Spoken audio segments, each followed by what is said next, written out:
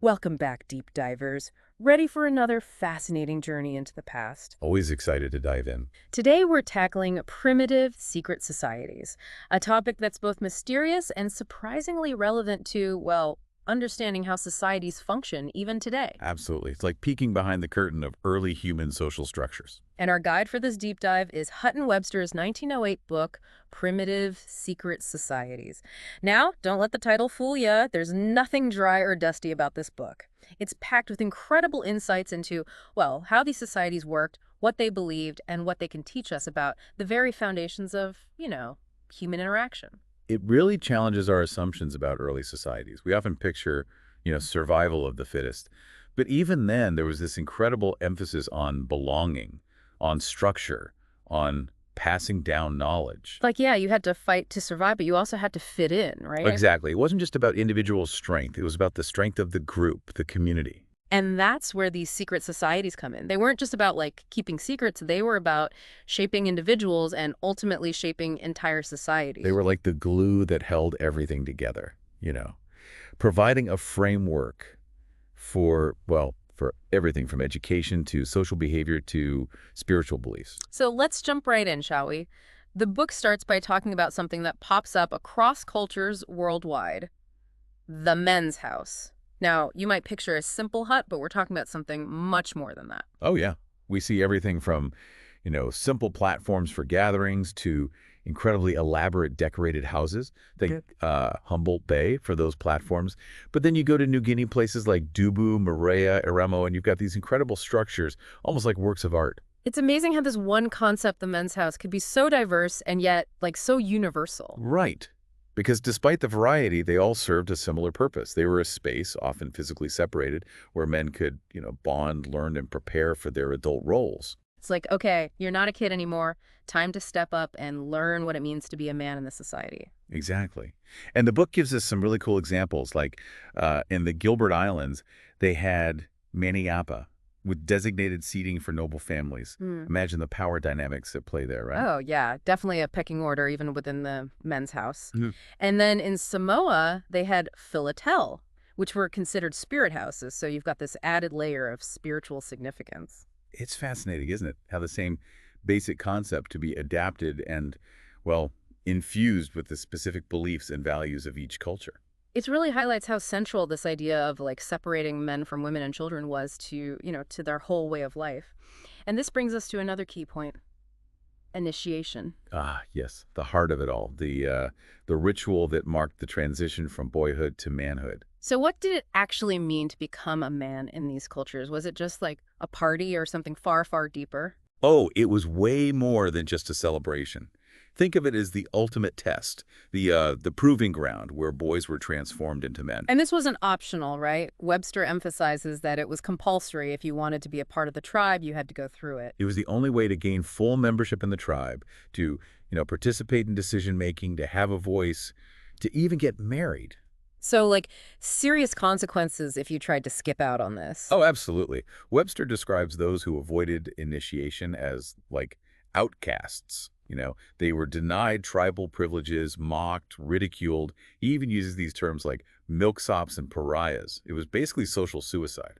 Wow, it's hard to even imagine that kind of pressure. Like, you're born into the society, and there's this one path to becoming a full member, and if you don't take it, you're essentially rejecting everything your people stand for. It really shows how deeply woven initiation was into their entire worldview. It wasn't just about individual growth. It was about maintaining the very structure, the very fabric of their society. So you had to prove yourself worthy. But what did that actually involve? What were these initiation rituals like? That's where it gets really interesting. One of the most striking themes you see across cultures is this idea of death and resurrection. Okay, now we're getting into the good stuff. Tell me more about this death and resurrection thing.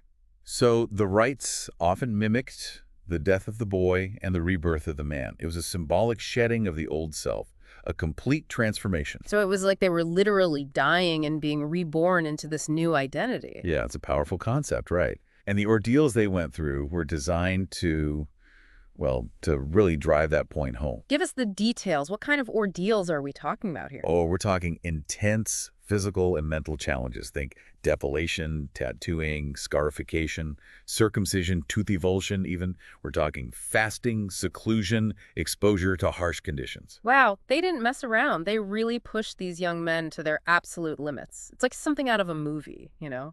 It was about testing their endurance, their resilience, their willingness to obey, to prove they had what it took to be a man in this society. It wasn't just about physical strength, though, right? It seems like there was a strong psychological component to these ordeals as well. Absolutely. It was about breaking them down and then building them back up according to the tribe's values. Yeah. It was about forging an unbreakable bond between those who went through the experience together. It's like, yeah, you suffered, but you suffered together, and that created a connection that nothing could break.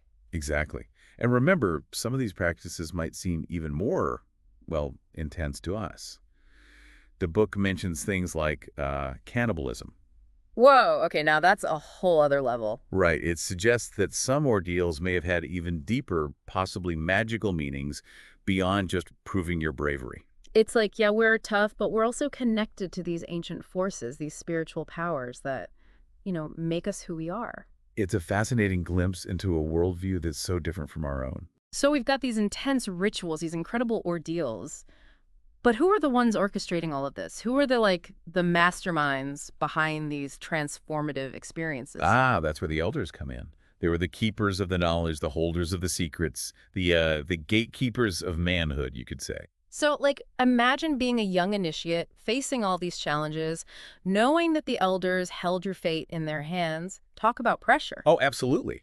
Their authority was rooted in the mystery and fear surrounding these ceremonies, and they wielded that power strategically. It wasn't just about testing individuals, it was about shaping the next generation, about ensuring that the tribe's laws, morals, traditions, all of that was passed down. They were the ultimate teachers, using these intense experiences to impart knowledge that would stay with these young men for life. The book gives some really interesting examples, like how the elders decided when a novice had passed the tests, or teaching secret languages and songs, enforcing food taboos, social restrictions. It's like they controlled every aspect of these young men's lives during this time. It was about control, yes, but it was also about preservation, Yeah. about safeguarding their culture, their way of life. And it wasn't just about shaping young men, right? Yeah. These secret societies played a much larger role. They influenced the evolution of entire tribal societies. Oh, absolutely. And as societies progressed, we see a fascinating shift in power dynamics. Authority often moved from the elders to chiefs. Tribal societies became more political, taking on judicial functions, evolving into more complex structures. It's like we're watching the birth of organized governance right before our eyes. It's incredible, isn't it? And the book describes all these elements that point to this shift toward more structured forms of social control. You see the development of hierarchies within these societies, degrees of initiation, limited membership, lodges, mysterious paraphernalia like masks and costumes, elaborate rituals. So it's like this initial focus on manhood expands to encompass the entire society. Exactly. These societies become tools for managing increasingly complex communities, for maintaining order, ensuring the smooth functioning of society as a whole. It's amazing how something that started with, initiating young men into adulthood could end up shaping the very fabric of their world. It really makes you think about the power of ritual and tradition to shape not just individuals but entire societies. But there's another layer to all of this that we haven't even touched on yet. Magic and something called totemism. Ah, yes. This is where things get really intriguing. These societies often serve as a bridge between the spiritual and social realms, embodying the beliefs and practices associated with totemism. Now, totemism might sound a bit unfamiliar to some folks, but it's basically the belief in a spiritual connection between a group of people and, well, a specific animal, plant, or natural element. It's like having a sacred symbol that represents your clan or tribe. Exactly. And these totems weren't just symbols, they were believed to have a real, tangible influence on the lives of the people who revered them. They were a source of power, protection, and identity. So how did these secret societies fit into all of this? Were they involved in maintaining these totemic beliefs? Oh, absolutely.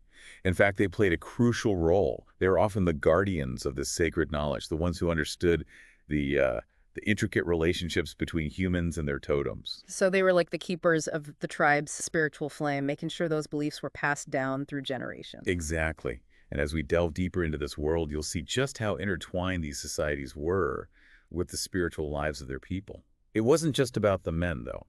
You see, their influence, well, it went way beyond the men's house. Right, right. Because we're talking about a whole society here, not just like one half of it. Exactly. And these societies, well, they played a big role in, regulating social behavior in all sorts of ways, especially when it came to, well, let's just say romance. Ooh, okay. So this is where we get into the juicy stuff. The rules and rituals around courtship and marriage. Yeah, you could say that. It wasn't just about keeping the peace, you know. They had a vested interest in making sure the tribe, well, continued. That meant having pretty strict rules about who could marry who, when, and how. Makes sense. I mean, if you want to ensure the survival of your group, you got to make sure people are, pairing off and having kids. Right, right. But it goes deeper than that, too. It's about maintaining order within their kinship systems, preventing chaos and, well, ensuring social harmony. The book talks about how uninitiated men weren't allowed to marry, right? It's like, Ah. hey, pass the test first, then you can start thinking about finding a partner. Exactly. And it wasn't just about marriage. There were all sorts of rules about relationships within the tribe, incest taboos, rules about marrying outside your clan, all carefully designed to prevent conflict and maintain that social balance. It's amazing how these societies used ritual and tradition to, shape such personal aspects of people's lives. I mean, try explaining a men's house to someone today. They'd probably think it was some kind of, weird fraternity house. It's true. It can be hard to grasp from our modern perspective. But for these societies, it was all about survival. They understood that social stability, it was essential for everyone, not just for individuals, but for the whole tribe. It does make you wonder, though, how much of it was genuine concern for the well-being of the tribe and how much was about, control. Was it a balance, or did it, shift over time? It's a complex question for sure. It was probably a mix of both, honestly. The elders, the chiefs, they had a responsibility to maintain order, but they also understood that a stable society, well, it benefited everyone. Webster does point out that as centralized authority emerged, these societies often became less about tribal unity and more about, maintaining the power of the ruling class. Right. The original purpose, that focus on community, it could get, distorted as societies became more complex and hierarchical. Power dynamics shift, priorities change. It's a story as old as time, right? Pretty much. But let's get back to the book for a minute. One thing that really struck me was the emphasis on education.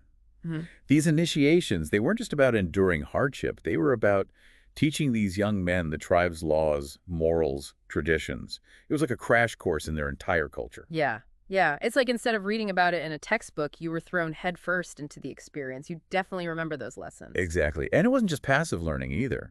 The novices were tested, challenged, pushed to apply what they learned in, real-life situations. So it was like a holistic approach to education. You're not just learning facts, you're learning how to be a functioning member of the society.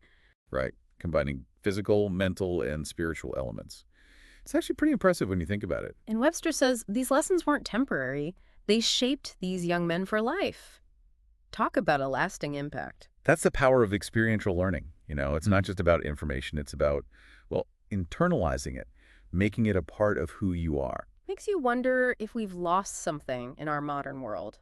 I mean, do we have anything that compares to these intense, transformative experiences, the kind that really marked the transition to adulthood in these societies? It's an interesting question, isn't it? Think about our graduations or coming-of-age ceremonies. They might not be as intense, but they serve a similar purpose, right? To mark a transition, to acknowledge change in social status. Maybe we could learn something from these ancient societies about the power of ritual, the power of experience. Food for thought, for sure. Okay, let's shift gears a bit and talk about something that might seem a little out there to modern ears. Magic. Ah, yes, magic. It's important to remember that for these cultures, magic wasn't just like a superstition. It was woven into the fabric of their reality. Totally. It was as real to them as, the internet is to us today. Exactly.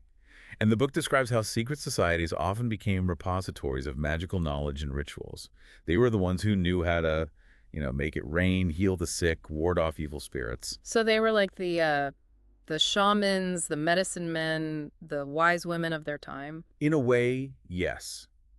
But it's important to note that these practices weren't just wishful thinking. They were based on generations of observation, experimentation, a deep understanding of the natural world. It's like, we might not call it science today, but they were applying their knowledge in a way that made sense to them. Right. And while some of it might seem like pure superstition now, it's worth considering the psychological impact. Mm. If you believe something works, it can have a real effect on you. Oh, totally. The placebo effect, right. If you believe you're going to get better, sometimes you actually do. Exactly.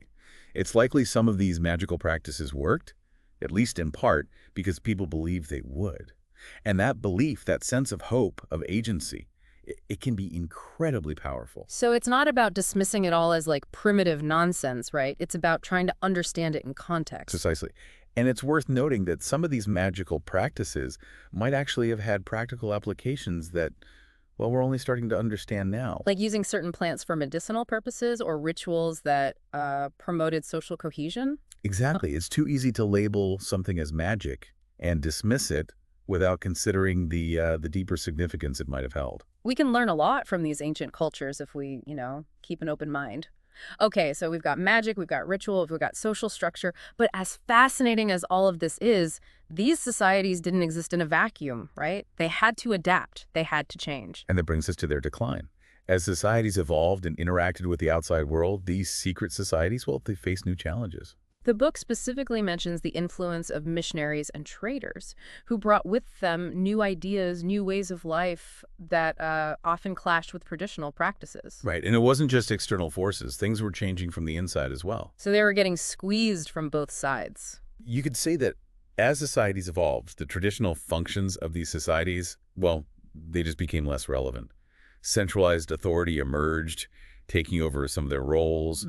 And secrecy, well, it becomes a lot harder to maintain as societies grow and interact more. Right. It's like trying to keep a secret in a small town versus a big city. The more people involved, the harder it gets. Exactly.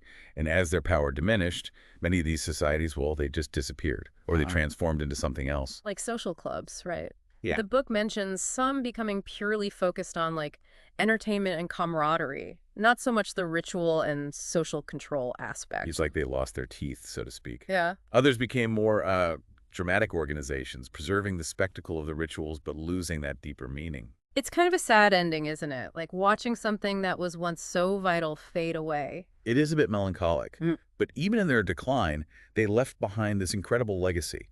All these fascinating rituals, beliefs, social structures, and who knows, maybe there are still lessons to be learned, even if we have to, dig a little deeper to find them. Speaking of digging deeper, let's talk about one more fascinating aspect that Webster highlights: the connection between secret societies and totemism.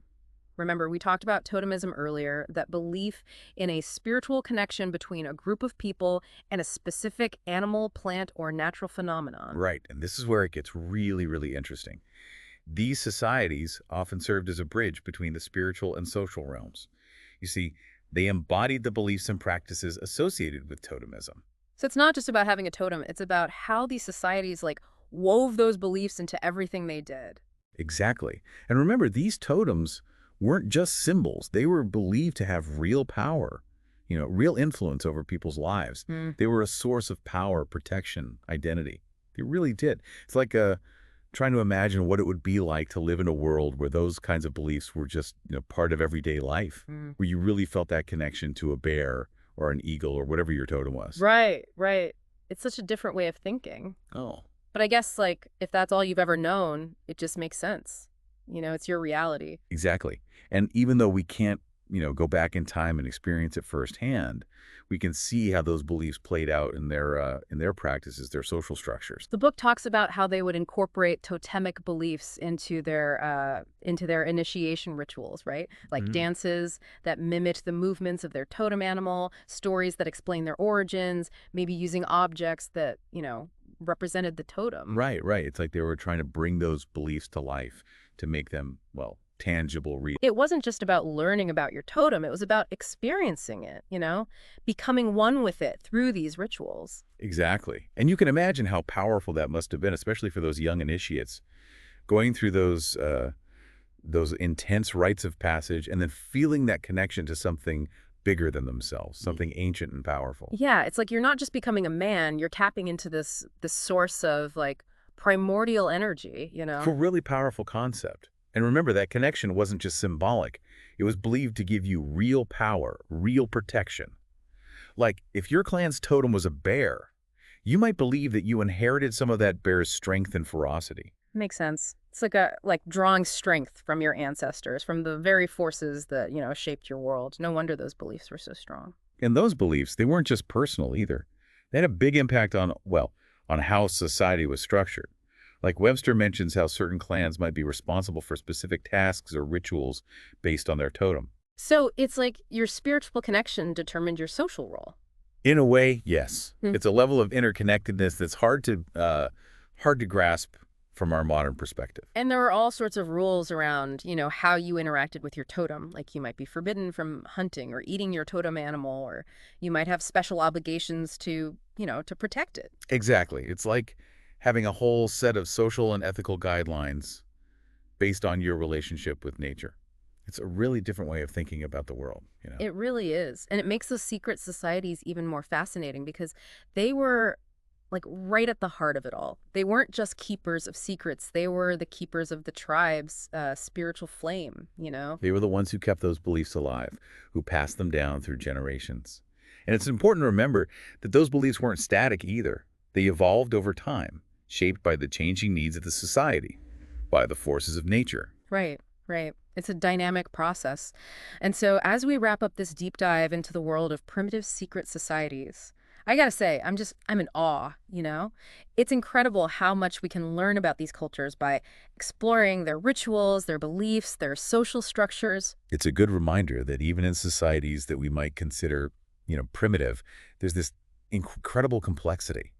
And that we can find those seeds of, well, of complex thought, of social organization, of a deep connection to nature. Yeah. And even though these societies might seem like relics of a distant past, they offer us valuable insights into the human condition, things that are just as relevant today as they were thousands of years ago. Absolutely. The need to belong, to find meaning, to connect with something bigger than ourselves.